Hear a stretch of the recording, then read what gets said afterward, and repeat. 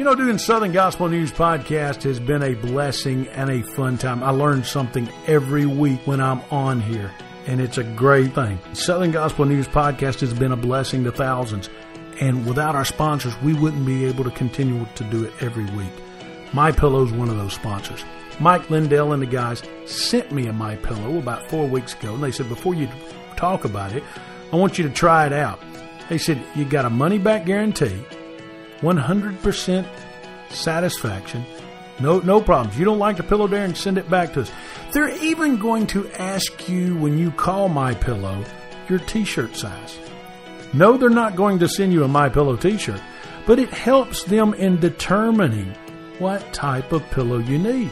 They asked me when I got one, did you use a feather pillow or a down pillow? So they want to know what the best is for you. Right now, they've got a great deal on their Premier Pillow, and you can only get it by calling MyPillow today, 1-800-338-2330. 1-800-338-2330. When you're talking to them, enter the code or tell them the code SGNP. SGNP. Or you can always go to the website, mypillow.com, order anything on there, but always use that code SGNP. MyPillow took care of me. They're taking care of you. And thank them for supporting Southern Gospel News Podcast. Welcome to one of the most listened to music news podcasts in the world, SGNP, with your host, Darren Sutherland. Join us as we talk with industry leaders, artists, and entertainers about their faith, family, and careers. This is information you will not find anywhere else on radio, web, or in a magazine, but only firsthand on SGNP. If he's a hit, I'll claim him, but if he's not, I'll let the crowd know you brought him, so no pressure. There's no pressure really at all. It's just what I was born into. I couldn't imagine doing anything different. This is just my life, and I love every minute of it.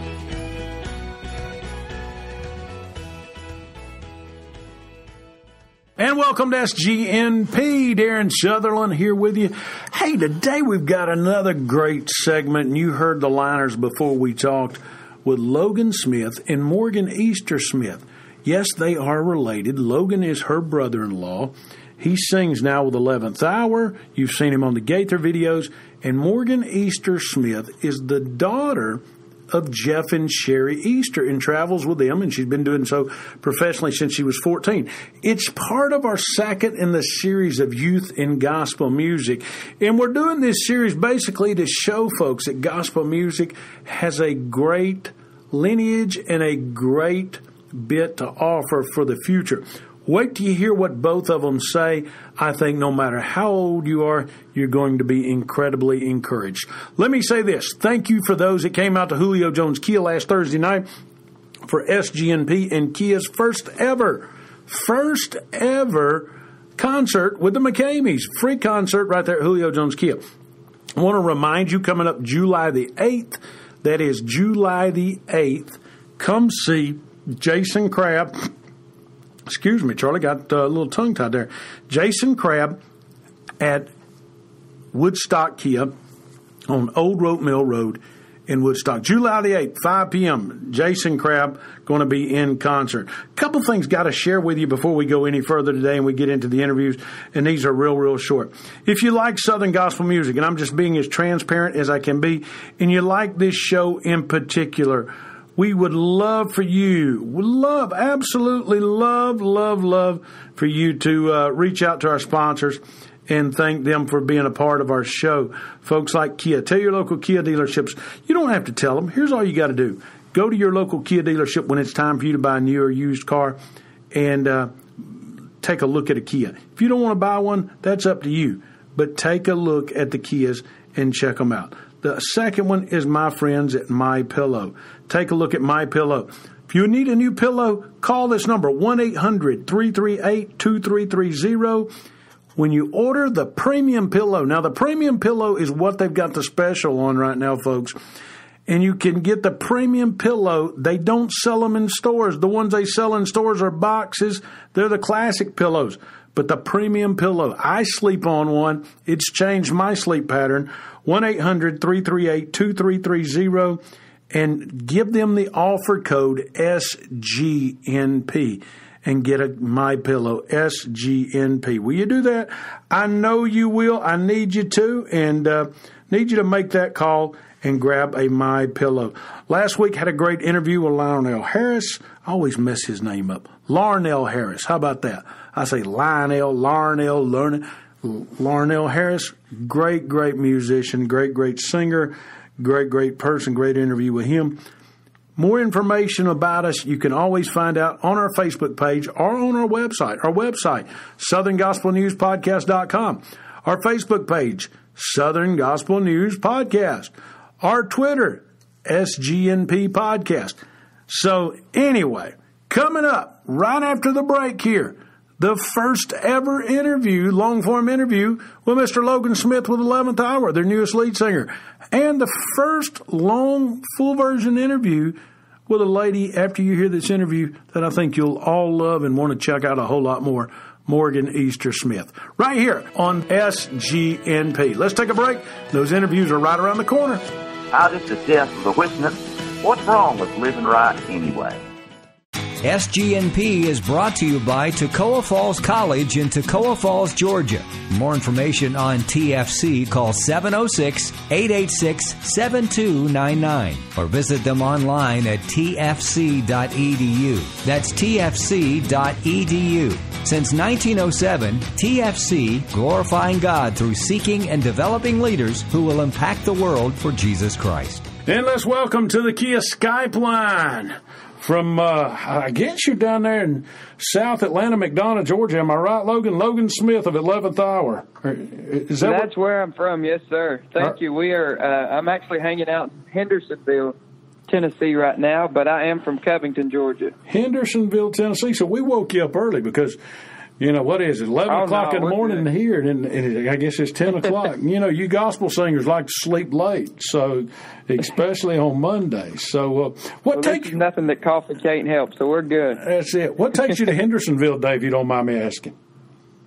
Well, I'm just here hanging out. We were in Ohio and Indiana this past weekend, and just doing a couple things here in town, and so instead of driving back home and coming back, we're just hanging out here and doing studio work, anything we can to make the time go by. So, but just hanging out here this week. I bet my buddy Ed Leonard over at Daywind's got some boxes you can pack. So, you know, go on over there and help them guys. He does.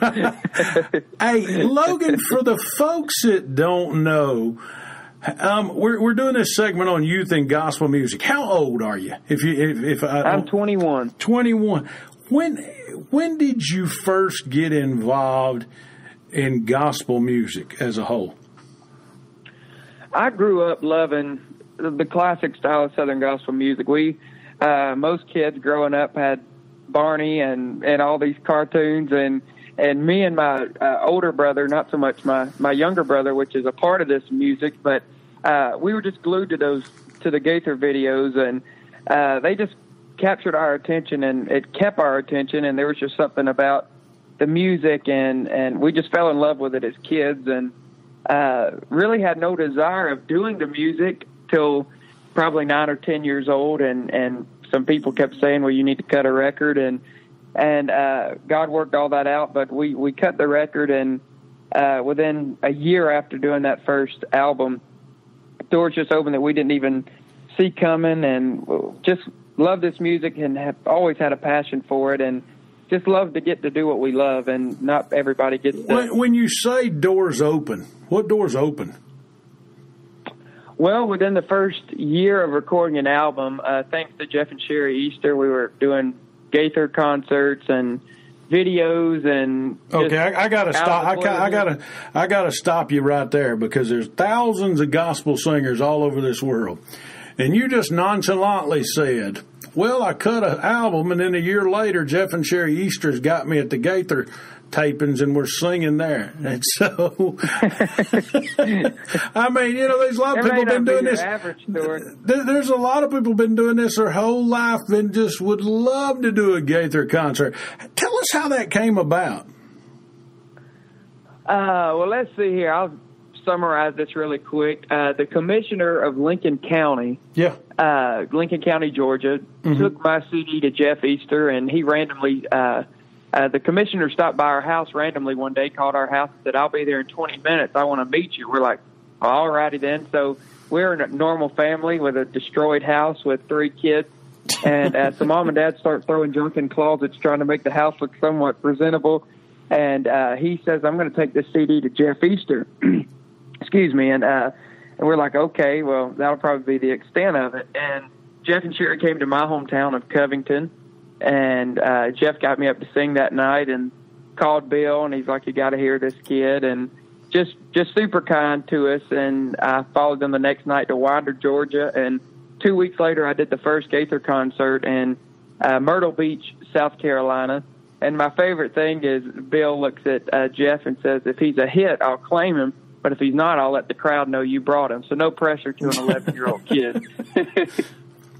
You're 11 years old. Most 11 years old are worried about playing travel baseball in Myrtle Beach or basketball. But you're singing at a Gaither Homecoming. What are you thinking? What are your friends telling you? I mean, what are you telling them? What are you telling your teachers, everybody else? "I'm going to sing at a Gaither Homecoming." They're like, "Sure." What's everybody thinking at that point? Well, I had a few teachers that knew who Gaither was at the time, and most of the kids, they had no idea what I was talking about, so it was no big deal to them. But it's just funny to see what all has happened from there to now, and places that you didn't even know you wanted to go, and just it's been incredible to see how God's used my ministry over the last 11 years, and excited to see what's going to happen with hopefully many, many more years to come. Yeah. What's you started at 9, you're 21 now, so you're still relatively young. I mean, for all intents and purposes, you're legal, is what they say in the secular barely world. Legal. Barely legal in the secular world. 21 years old, 12 years out doing what you're doing. What's the biggest surprise you have found out there in 12 years that you would have never dreamed that happens when you're out traveling and singing? Oh, me. We could be here all day talking about that. I think what's most surprising is the people in different countries that's listening to your music that you receive emails from, and you're like, how in the world did you get your hands on this music? I know that Gaither has a lot to do with that, and everybody that his music gets to. But I've been able to headline 2 tours in Norway, and that was something that I honestly would have never expected to do. I did the first one when I was 12, and then went back a couple of years ago.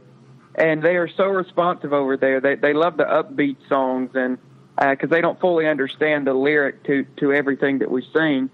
But you just give them a good beat, and they're glued to it all night long, and it's just incredible to watch how they are so into this music, and they don't get it like we do. We have it on every street corner. There's a group coming to every town just about every weekend here in the States. And right.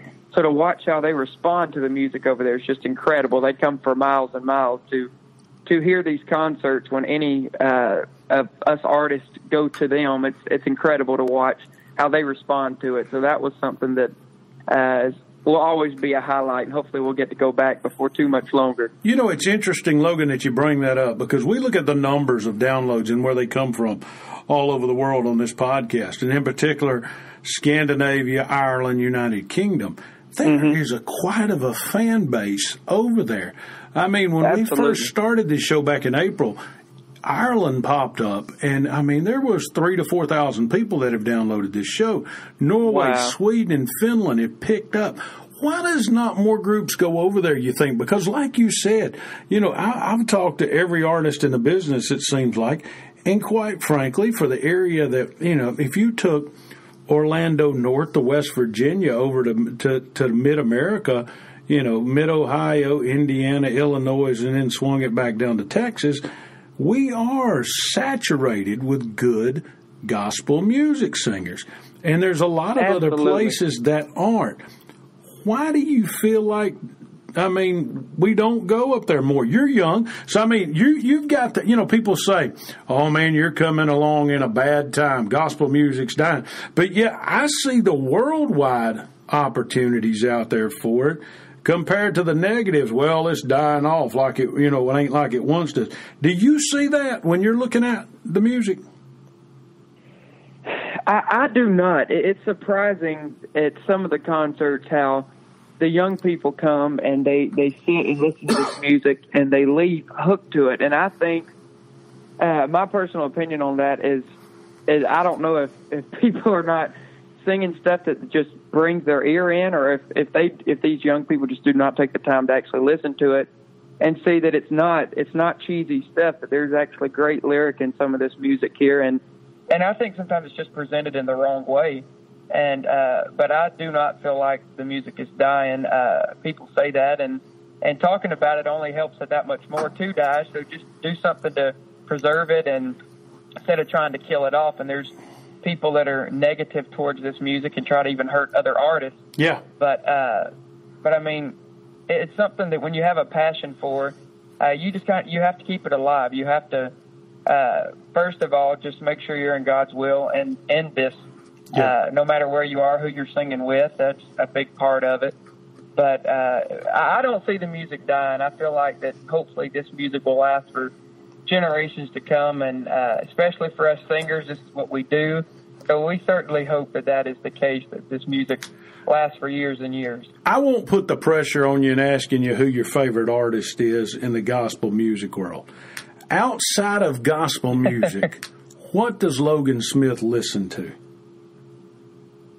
Well, I'm a huge classic country fan. I love stuff from George Jones, Merle Haggard, Conway Twitty to Loretta Lynn, just that classic style of country music. And I'm honestly the same way with the gospel stuff. You can pretty much quiz me on anything from 1940 to 1980, and there's not much you're going to get by me when it comes to classic music. I'm just a huge fan of that era of music. There was so many good songs and so much raw talent came out of that before the auto-tuners came along, and people had to legit sing. There was no way to go in there, and now they say you can just look halfway decent and we can tune you good enough and we can market you. But I loved it when music was just real. You actually had to sing to go anywhere.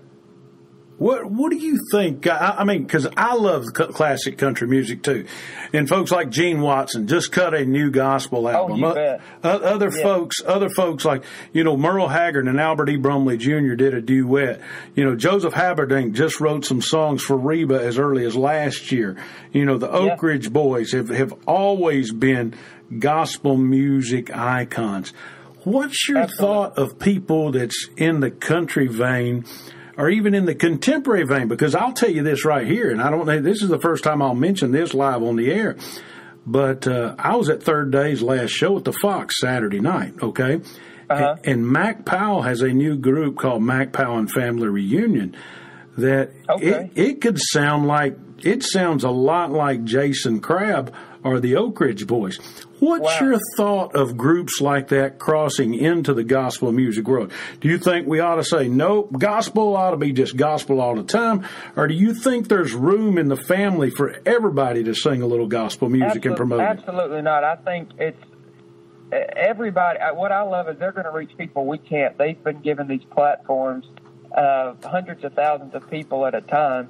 And I think it's incredible that they think this music is worth singing to their crowds, because sometimes you have a 45-minute set or an hour set, and taking most songs last 3 minutes, taking 3 minutes out of your set to sing a gospel song, or it's getting to a crowd that we necessarily couldn't get to. And I think it's incredible when artists of another genre throw that stuff into their sets. I see nothing wrong with it, and I applaud it. I think it's great. I'm glad to hear you say that, and I think the 200 million people that downloaded Carrie Underwood singing Softly and Tenderly after last year's CMA Awards. Thanks you for saying that too, because I mean that was incredible. And you know, it's like our friend Karen Peck says, everybody's going through something. You know what I'm saying? You bet. So tell us about Logan Smith. We got to get out of here, but tell us about Logan Smith and your new group, 11th Hour, and how that all transpired and how that worked out for you. Well, I came in as a fill-in when Grant left. He's now with Karen Peck in New River, being that you just mentioned Karen. Yeah. I came as a fill-in, and they never got rid of me. So I'm like a leech. I hung on. But no, we're having a blast. It's been great. I've been out with them roughly 2 months now, and we're having a blast. And so grateful for this new season and this opportunity. And Amber and Jaquita both are incredible singers, great writers, and we're just having so much fun, and I know the best is yet to come. That's awesome, my friend. And Logan, you know what, man? It's refreshing to me to hear a 21-year-old young man talk about his love for gospel music. I'm going to have to get you back on when we do a round table before long talking about older gospel music. You would have loved to have been in the car with me and Charlie as we drove back. You know, Charlie knows as much about gospel music as anybody in America, our producer here. But you would have loved to have been in the car with us on the way back from Tuscaloosa last week as we were talking about the history of gospel music and different fun stuff. And absolutely. Let's do it. Yeah, we'll do it soon. Well, thank you, my friend, and we'll talk to you soon, all right? Come see what all the smoke is about at Tony Gore's Barbecue and Grill in the heart of the Smokies, Sevierville, Tennessee. Start off with T's loaded tater chips, some great sweet tea, then have some of his famous fried chicken, a pulled or sliced pork plate, or the best barbecue ribs in the Smokies. And oh, did we mention homemade mac and cheese? And dessert lovers, it's worth the trip just for a piece of cake. Voted the best barbecue in the Smokies, Tony Gore's Barbecue and Grill in Sevierville, Tennessee. And remember, gospel music fans, you never know who you'll see while at Tony Gore's Barbecue and Grill. For more information, visit them 24/7 at TonyGore.com. And welcome to SGMP on the Kia Automotive Group line. We're talking to young folks in gospel music today, Christian music, as we'll say, because we don't want to isolate it, because these folks are reaching the world that a lot of gospel singers have never gotten to. We're talking to Morgan. You know her by her maiden name, and now I hope you'll know her by her married name, Morgan Easter Smith. Morgan, how you doing today, sweetie? I'm doing great. How are you? Doing good, doing good. It's great to talk to you today. Everybody, it seems, knows your mom and dad. If they've ever listened to any type of gospel or Christian country music, they know who Jeff and Sheri Easter are. What was it like growing up in a place like Lincolnton, Georgia, where your parents, other than Garrison Hurst, are probably the most famous couple in town? And for those that don't know who Garrison Hurst is, they're probably not true Georgia Bulldog fans, and I'll leave that at that because this is a gospel music show. Charlie didn't know who our producer didn't know who Garrison Hurst was. But tell what was it like? It was, I mean, what I love most about this town is I've grown up here. I went to the public school here. Mom and Dad always said, they always worked with the school system and basically said if the school system said if I could travel and keep my grades up, then I can stay in school as long as I need to. And so I went from kindergarten through 12th grade at the public school, and they don't treat you any different. They'll say, where are you going this weekend? And I could say, well, we're going to Canada this weekend, and oh, that's cool. And we carry on with life. And I love it because it's never an awkward conversation. We're always just very open with all of my friends here in Lincoln County, and they know what I do, and but they don't act like it's any different than what their normal 9-to-5 jobs are. And everybody here, I mean, they know I live in a very, very small town, and so everybody knows everybody, and I mean, I love every minute of it. I would not want to live anywhere else. It's the greatest bunch of people, and I hope to stay here for the rest of my life. Because I'm from Georgia, I know this, okay? Most people's not going to know this, but I'm going to throw you a curveball.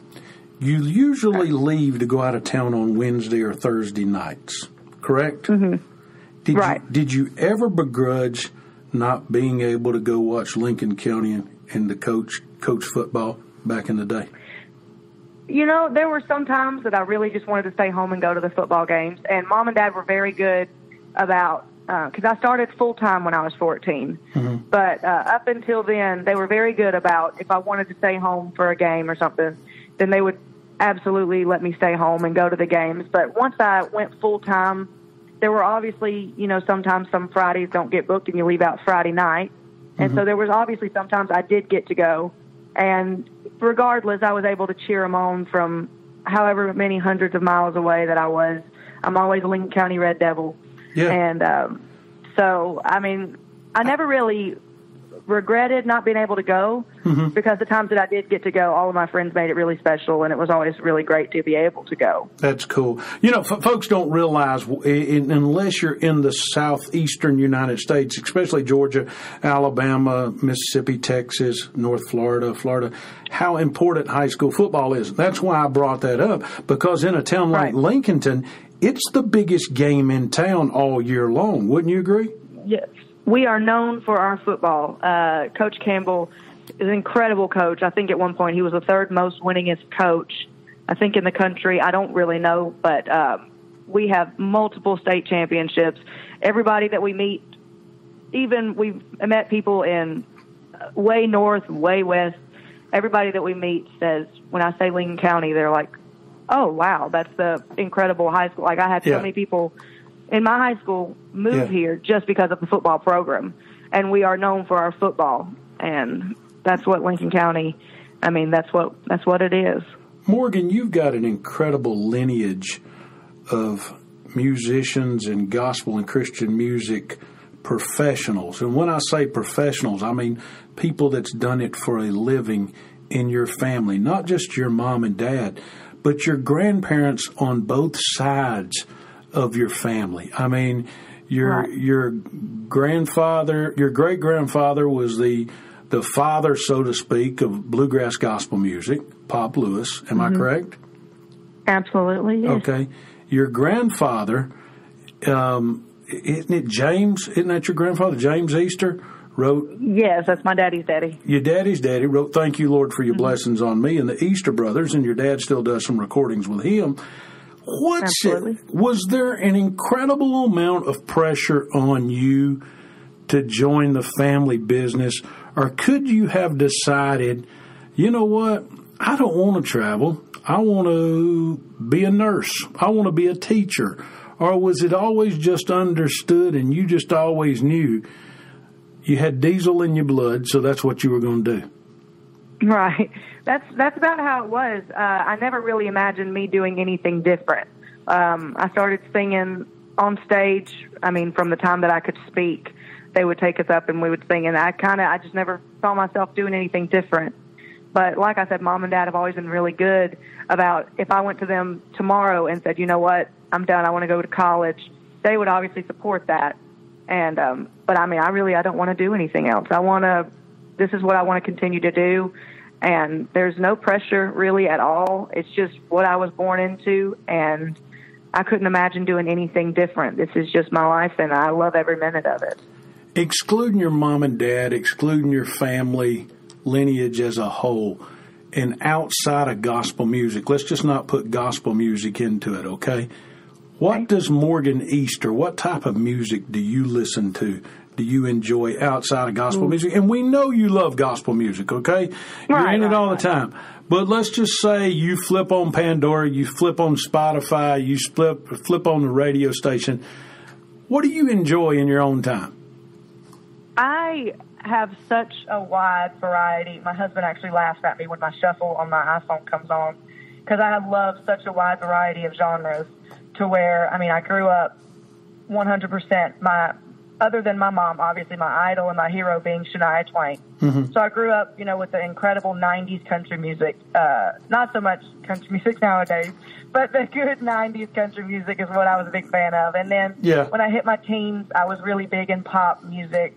And who'd you like? Go ahead and tell us who you like. It ain't going to hurt nobody's feelings if you say Britney Spears. Okay, I was about to say Britney Spears was she was my hero back in the day. Yeah. I loved all of that. Boy bands, right. Backstreet, NSYNC, all of them. I took my daughter to see the Backstreet Boys, I guess, 4 years ago. So I totally get it. I saw them not too long ago, and they are still phenomenal. There you go. There you go. But I like, just a very wide variety of genre. I mean, I love, old 70s. I like listening to that with Mom. Mm-hmm. And, I mean, I can't even just label one genre that I love, because I really do like just a wide variety. That's how my entire family is. My dad, I walked in the other day of him listening to current pop music, and he was shaking his head, really getting into it. And he's like, "This is a great song." And I'm like, "Yeah, it is good." And that's just how my entire family's always been. We just love all kinds of music, and we respect all kinds of music. And we just, like I said, we love every different type that you could find. I've always wondered this question here. Back, I guess, in the mid-'90s, and this probably was when you were a child, when Alison Krauss made her movement from bluegrass over to country and sang songs like "When You Said It Best, You Sang Nothing at All." Was there ever a thought of your mother, Sheri, moving over and doing any country? Because she could very easily have done it back in those days. Have you ever heard conversations or wondered why she didn't try? At least some gospel music stars have tried. Sonia Isaac once made a country album. Did your mom ever think about it or contemplate it, or have you ever heard those conversations? They really didn't. I know that they were offered a country deal once or twice, and both times they said no, because this is where her heart is. Her heart has always been in gospel music, and I really couldn't imagine her doing anything else. I mean, she kills some Lionel Richie at karaoke, but other than that, I don't think she would. Gospel music is definitely where her heart is and where she wants to be, and I've never really heard of her say she would want to do anything different other than gospel music. I'm going to ask you this question, and I don't want you to mention any names whatsoever, okay? Oh, no. Because I wouldn't want to hurt anybody. Okay. Do you think, talking about the younger generation, and we're doing these interviews, and everybody we're talking to is under 25. Do you think gospel, and I hate to use the word stars when I talk about gospel, so let's just say Christian music artists in particular, do you think they need to be more real and transparent with their fans? I definitely do. I was always raised, just be yourself. It doesn't even really, and so I was always raised, it doesn't even matter how talented you are and how good you can sing. You just have to be yourself and be real. And I have two good examples. My parents are exactly who they are on stage as they are off stage. Always have been, always will be. And I try very hard to do the same thing, is to just be myself. And some people aren't going to like it. There's obviously some things that people won't like about you, but that's what I think is so incredible about just the world in itself, is everybody's different. Not everybody's the same. Nice. And I think it'd be a really boring place if everybody was just a copy-paste version of the person before. And so I definitely I always have said, just be yourself on stage, because, I mean, people will respect it. They're not stupid. They know when you're putting on, and they respect it more when you're true to yourself. Even if they don't agree with what you have to say or what you have to wear or what you have to do, I know I would respect it more if you're just yourself, 100% fully. And so I always try and do the best at just being who I am, and just being, like you said, very transparent with everybody, because that's how I was raised, and that's how I always want to be. Because people think that, people can see if you have a facade, people can see straight through it. And I just don't think that's any fun, living life being somebody else and trying to be different. I think it's fun to be somebody different and to be yourself. Nice. And to own up to who you are. Great. I love that comment. Your mom and dad were probably at the forefront of being what we call progressive in gospel music. And you've heard the comments from some of the legalists when it comes to gospel music. Oh, Jeff and Sheri are not really gospel music folks. They're more country folks, or this, that, and another. Do you think as a whole gospel music has progressed because of your parents and because of what they've been able to do? Do you think they've helped reach new audiences that a great group, let's say like the Blackwood Brothers, or even your own family heritage from the Easter Brothers to the Lewis family, could never have reached? Right. Well, that's like going back to what I was saying, is it's always good to be true to who you are and the music that you like, because you're going to reach people that other people won't. And that's always the whole point, is to reach new people and to encourage people in any way that you can.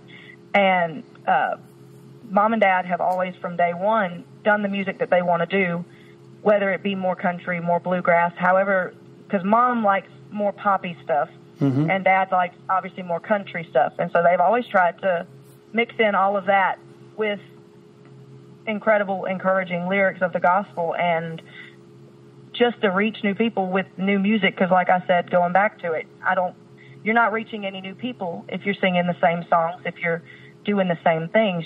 And the whole point of this, for what I feel like I was called, is to reach new people. There you go. And so, well, that's why I think just stick to what you want to do in your own kind of music. That's why we're doing this show, to reach new people, because the way I've always seen it is, I've had folks call me, I've had DJs call me, and they say, well, how do you do these interviews? Why are you doing this interview? I said, we don't play music because that ain't what we're called to do. We're called to talk to these folks and just let them tell their stories to the world.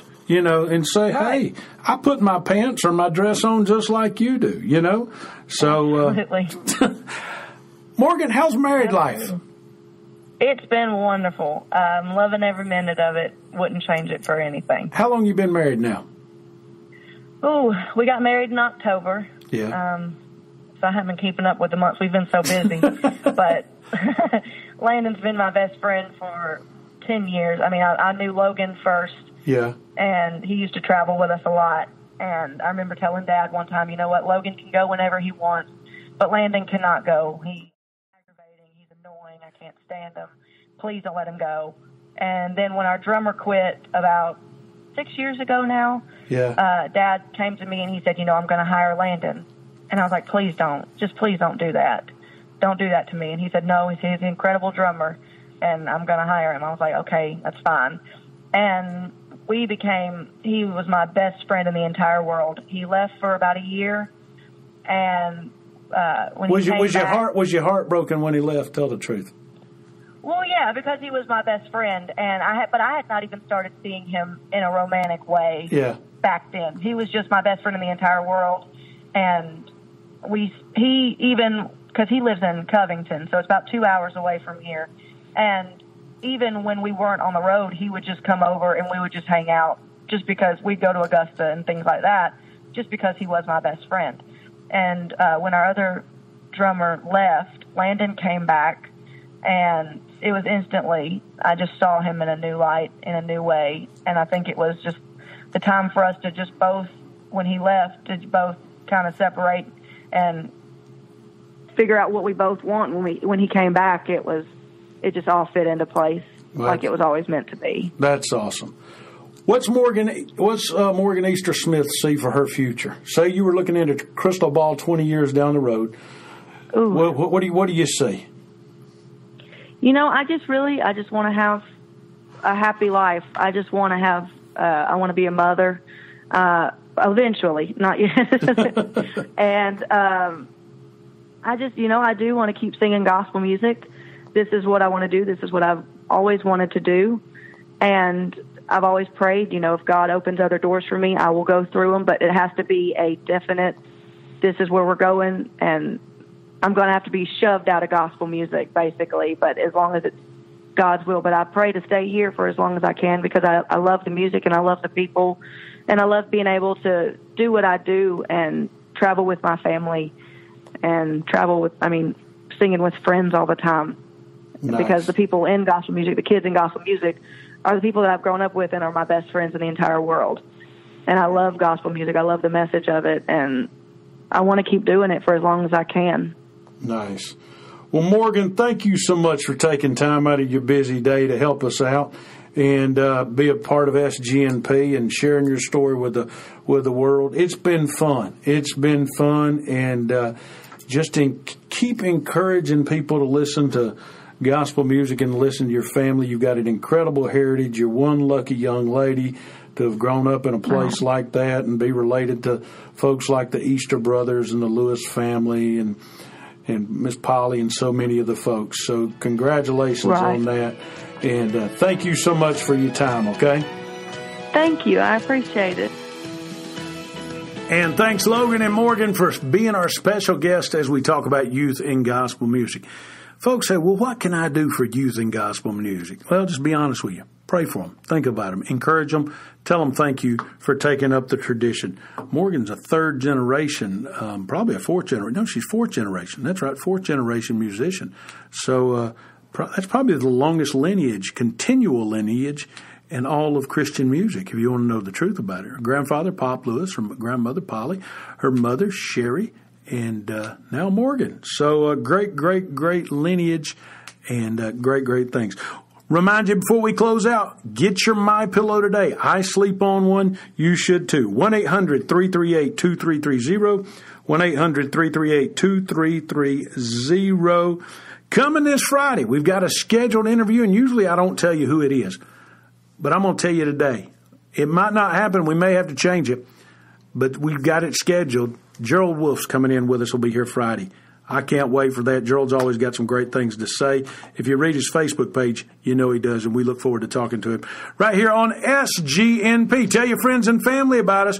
Go to our Facebook page, click, listen, and share. That's all we ever asked you to do. And at the end of the day, one last question, Charlie. You know what I got, man? What's that, Darren? What's wrong with living right anyway? Not one thing, sir. Not one thing. We'll talk to you this Friday on SGNP. SGNP is excited you chose to listen today. If you'd kindly leave a remark and rating in the podcast remarks section, we surely would appreciate it. Please share with a friend or family member.